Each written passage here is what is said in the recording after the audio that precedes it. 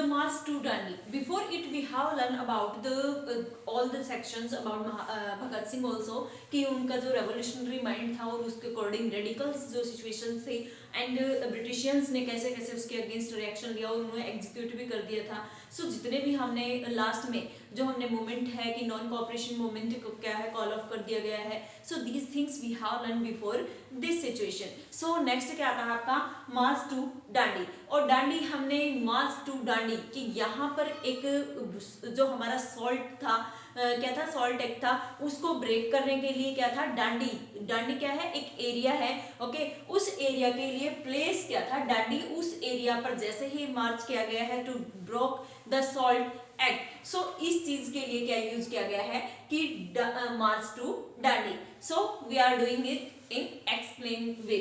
Sir Purna Swaraj would never come in its on कि पूर्ण स्वराज का 1929 में जो महात्मा गांधी हैं अदर कांग्रेस लीडर्स जो थे along with them Mahatma Gandhi ने क्या कहा था कि जो जवाहरलाल नेहरू अभी क्या कह रहे थे कि हमें पूर्ण स्वराज क्या है हम घोषित करते हैं और पूर्ण स्वराज हमें ऐसे ही नहीं मिला था कि 1929 में जवाहरलाल नेहरू जी ने तो कह दिया था कि हमें अब पूर्ण स्वराज की क्या है कि उसके लिए ही हम अब क्या कर रहे हैं फाइट कर रहे हैं वो हमें अब पूर्ण स्वराज चाहिए. बट पूर्ण स्वराज ऐसे नहीं मिला था. इंडिपेंडेंस हमें ऐसे नहीं मिली थी. हमें इसके लिए क्या करना पड़ा था it had to fought for कि इसके लिए लड़ाई लड़नी पड़ी थी. बट वो लड़ाई वायलेंट लड़ाई की बात नहीं हो रही है क्योंकि महात्मा गांधी क्या थे पीसफुल मैनर्स में सत्याग्रह जैसे वर्क कर रहे हैं. पीसफुल मैनर्स में जो फाइट हुई है जितने भी वेज अप्लाई किए गए थे for getting independence we are talking about here about this. Okay so यह क्या था कि Gandhi ji 1930 Gandhi ji declared that he would lead a march to break the salt law. Gandhi ji ने अनाउंसमेंट की थी 1930 में कि मैं ब्रेकिंग लॉ जो सॉल्ट है कि ब्रेकिंग द सॉल्ट लॉ इसको ब्रेक करने के लिए क्या करूंगा मार्च करूंगा. Okay with his followers. So इसके पीछे रीजन क्या था कि सोल्ट के लिए सोल्ट तो हमारा नेसेसरी थिंग है. सो इसके लिए मतलब लॉ क्रिएट क्यों किया गया है रीजन क्या थे कि जो मार्च पास था वो करना पड़ा. In this law state had a monopoly on manufacturing and thus on the sale of salt कि जो ब्रिटिशियन गवर्नमेंट थी उसने क्या कर दिया था कि उसके मैन्युफैक्चरिंग जो हमारे कंट्री में सॉल्ट मैन्युफैक्चर हो रहा था वो और उसके सेल दोनों के ऊपर क्या लगा दिया था मोनोपोली की हुई थी. और हमारे ही कंट्री के लोगों को उसको परचेज करने के लिए क्या करना पड़ता था टैक्स पे करना पड़ता था. ओके नमक हमारा है मोनोपोली किसकी है ब्रिटिशियंस की. सो ब्रिटिशियंस ने इसके ऊपर क्या था टोटली मोनोपोली कर दी थी क्योंकि इंडियंस का कोई भी पार्टिसिपेशन नहीं रहा था. मोनोपोली की इकलौते अधिकारी कौन हो गए थे ब्रिटिशियंस हमारी जो मैन्युफैक्चरिंग है and the sale of salt. Okay इसके अगेंस्ट जो हमारे कंट्री के लोगों को क्या था टैक्स पे करना पड़ रहा था. Then Gandhi ji was saying that कि it is a sinful thing that we are paying tax for our necessary items of the daily life कि ऐसे आइटम्स के लिए हम जो हमारी सबकी चाहे वो पुअर है चाहे रिच है सबके लिए मस्ट है अपनी लाइफ में एवरीडे लाइफ में हम क्या है यूज करते हैं सॉल्ट का. सो इसके लिए भी अगर हमें टैक्स पे करना पड़ता है it means it is a sinful thing. So जैसे ही गांधी जी क्या करते हैं कि इस थिंग के लिए क्योंकि हमारे फूड का एसेंशियल पार्ट है salt. So on the basis of thing कि गांधी जी क्या कहते हैं कि गांधी जी और हिज फॉलोअर्स क्योंकि गांधी जी ने डिमांड की थी कि हमारे जो हमारे ये टैक्स क्या किया जाए रिमूव कर दिया जाए. बट जो ब्रिटिशियंस थे ब्रिटिशियंस ने क्या किया डिनाई कर दिया. जैसे ही ब्रिटिशियंस डिनाई करते हैं गांधी जी अनाउंसमेंट करते हैं कि मैं एक मार्च पास करूंगा for breaking the salt law.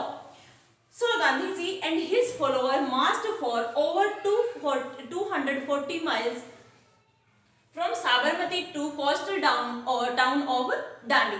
तो ये क्या था कि उन्होंने मार्च पास्ट किया है कितने माइल तक चल के 240 माइल्स तक. गांधी जी और उसके फॉलोअर्स ने क्या किया मूव किया मार्च करना स्टार्ट किया था. और वो कैसे गए थे पैदल चलना स्टार्ट किया था. और टोटल जो उन्होंने टाइम लिया था वो क्या था 24 डेज में 240 माइल्स तक उन्होंने कंटिन्यूअसली मूव किया. और दिन रात जैसे भी था। ओके, सो ऐसे उन्होंने कहां से कहां तक मूव किया था, साबरमती जो उनका आश्रम है, साबरमती से लेकर कोस्टल टाउन टू दांडी, और दांडी का जो सीशोर था उस एरिया तक वहां पर उन्होंने क्या किया है, मार्च किया। और वहां जाकर उन्होंने क्या किया है, broke the government law by producing salt, की जो वहां की जो उस टाइम हमारी ब्रिटिशियंस का जो गवर्नमेंट है उसने क्या था, वो जो प्रोड्यूसिंग कर रही थी सॉल्ट की, उस लॉ को क्या कर दिया, तोड़ दिया। और तोड़ा कैसे, इसको कैसे ब्रोक आउट किया गया है, गांधी जी ने क्या किया है, कुछ वहां से पानी लिया है सी से, और from the sea water he has taken and boiling it. Okay, जैसे उसको बॉईल करते हैं एवापोरेट के थ्रू, वाटर क्या है कि एवापोरेशन हो जाती है, और जो सॉल्ट है नीचे वो क्या होता है, बच जाता है। सो ऐसे प्रोडक्शन किया गया by the natural way. Okay, naturally जो प्रोडक्शन किया गया सॉल्ट का, boiling sea water to produce salt, ऐसे खुद का हमारी कंट्री के लोगों के थ्रू ऐसे जो सॉल्ट प्रोडक्शन किया गया है, ये सॉल्ट प्रोड्यूस करके गांधी जी ने क्या किया है, जो लॉ था सॉल्ट लॉ, उसको ब्रोक कर दिया। Okay, so I hope you have think that कि जो दांडी मार्च था वो किया क्यों गया है और उसका रिजल्ट क्या निकला।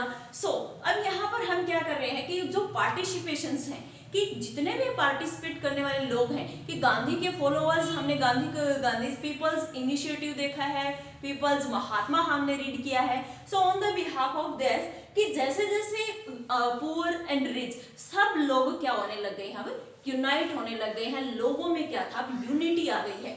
सो पीपल्स पार्टिसिपेशन में क्या रहा कि लोग कितना पार्टिसिपेशन किया, पार्टिसिपेशन, अब peasant tribals and women participated these areas from all the areas of the country, different जो peasant थे, ट्राइबल थे, women थी, उन्होंने भी अब क्या किया है, पार्टिसिपेट किया है in this march and movement also. Business federation ने क्या किया था कि breaking of the salt law था, उसके लिए क्या था, पैम्पलेट उन्होंने छपाई, और पैम्पलेट बनाकर क्या था, हर जगह पर उन्होंने स्प्रेडिंग की, सो दैट कि लोगों को इसके बारे में पता चले, जिन लोगों को पता नहीं है कि सॉल्ट लॉ अब क्या है, फिनिश हो चुका है।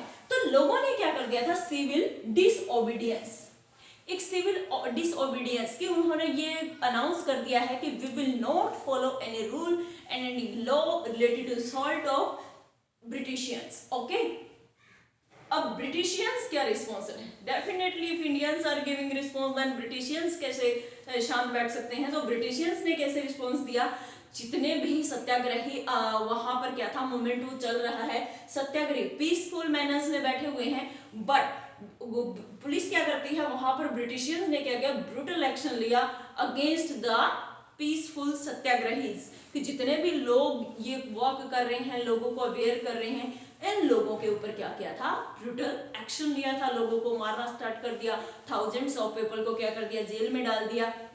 सो ये सिस्टम उन्होंने क्या किया था कि उन्होंने बैड मैनर्स फॉलो किए to express this things. Outcomes क्या रहता है, गवर्नमेंट ऑफ इंडिया एक्ट 1935, ठीक है, 1935 का एक्ट आता है, जैसे कि ये जो सॉल्ट लॉ है उसके टूटने के बाद लोग साथ में आ जाते हैं, पब्लिक भी, ब्रिटिशियंस भी अपना रिस्पॉन्स देती है, बट अब गवर्नमेंट क्या करती है कि गवर्नमेंट ऑफ इंडिया एक्ट 1935 आता है। इस एक्ट के थ्रू क्या क्या थोड़ी लूजनेस गिवन की गई है, किसको, इंडियंस को, बाय ब्रिटिशियंस, क्योंकि ब्रिटिशियंस को भी अब ऐसा लगने लग गया था कि there is not so much time that we can follow we could be followed by our, जो हमारी पॉलिसी है बैड मैनर्स की, जो हमारे ब्रूटल जो सप्रेसिंग हम कर रहे हैं, वो अब लॉन्ग टाइम तक नहीं ड्राइव ऑन होने वाली है। तो इन्होंने क्या किया है, 1935 का जो एक्ट आया है उसके अकॉर्डिंग क्या क्या हुआ है, प्रोविंशियल ऑटोनॉमी, कि अब प्रोविंशियल ऑटोनॉमी गिवन की गई है कि अब गवर्नमेंट के लिए क्या है, आप उस एरिया में क्या है कि आप कुछ पार्टिसिपेट, जो एडमिनिस्ट्रेशन है उसके अंदर हमारी क्या है कि ऑटोनॉमी कुछ हद तक अब गिवन की गई है।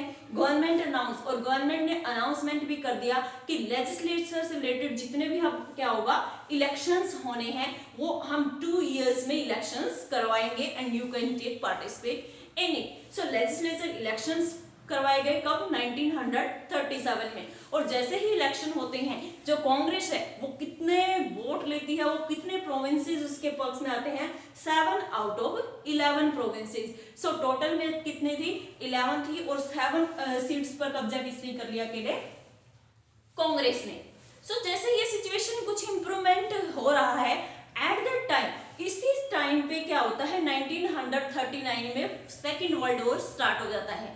अब सेकेंड वर्ल्ड वॉर में कौन कौन कंट्रीज थे, कौन कौन उसमें वॉर का पार्टिसिपेट कर रहे हैं सेकेंड वर्ल्ड वॉर में, जर्मनी, इटली और जापान। ये लोग क्या था कि वर्ल्ड वॉर में सेंट्रल पावर है, और अलाइज पावर में आपके कौन कौन से आते हैं, ब्रिटिशियन, जो ब्रिटेन है, यूएस है, यूएसएसआर है। सो ये सब अब क्या कर रहे हैं, सेकेंड वॉर हो रहा है। सेकेंड वर्ल्ड वॉर में अब ब्रिटिशियंस हैं, ब्रिटेन के अगेंस्ट जब जर्मनी है, सो जर्मनी में कौन था at that time, Hitler. So Hitler, Adolf Hitler के होते हुए अब ब्रिटिशियंस ने क्या न्यू थिंग फॉलो की कि अभी उनको क्या था कि कुछ प्रॉब्लम्स क्रिएट होने लगी, तो ब्रिटिशियंस ने किसकी हेल्प मांगी, इंडियन पीपल की। सो कांग्रेस के जो हमारे लीडर हैं उन्होंने हेल्प करने के लिए बोला भी कि yes we can do help in your second World War to save, to help for the Britishians. So but हमारी एक क्या रहेगी, शर्त रहेगी। वो किसने रखी है शर्त, हमारे इंडियन पीपल ने। सो इंडियन लीडर्स थे, उन्होंने एक शर्त रखी कि आप जैसे ही सेकेंड वर्ल्ड वॉर की एंडिंग होती है आप हमारे कंट्री को छोड़ दोगे, ओके, हमें टोटली इंडिपेंडेंस गिवन करोगे and you will move, okay. So but Britishians ने क्या किया, अगेंस्ट डिनाइड। सो जैसे ही ब्रिटिशियंस डिनाई करते हैं, वो कहते हैं कि हमें हेल्प चाहिए but we will not leave India. So ये चीजें क्या करती हैं, ये हमारे कंट्री में टोटली लोगों को, सभी लोगों को क्या करती है, एनकरेज करती है टू मूव मोर मूवमेंट्स। सो ऐसे ही ये क्या होता है, जो हमारा क्विट इंडिया मूवमेंट है वो आता है, और लोग टोटली अगेंस्ट होकर किसके, ब्रिटिशियंस के, और भी एनर्जी के साथ और मूवमेंट्स करते हैं। So student, these movement we will learn in our next video. Thank you. Have a nice day.